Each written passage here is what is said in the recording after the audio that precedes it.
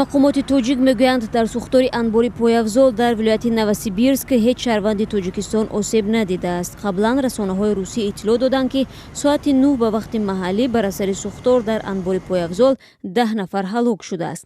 Иброҳим Аҳмадов, сухангӯи намояндагии Вазорати меҳнати Тоҷикистон дар Русия, рӯзи 4 январ ба радиозодӣ гуфт, ки ягон нафар аз муҳоҷирони тоҷик дар ин сӯхтор осеб надидааст. Вақте ин хабарҳо дар матбуот пайдо шуд ва гуфтанд шаҳрвандони Тоҷикистон ҳалок шуданд, мо аз пайаш шудем. ҳоло маълум шуд, ки шаҳрвандони кишвари мо осеб надиданд, гуфт ӯ. масоҳати сӯхтор 2000 метри мураббаъро ташкил медиҳад.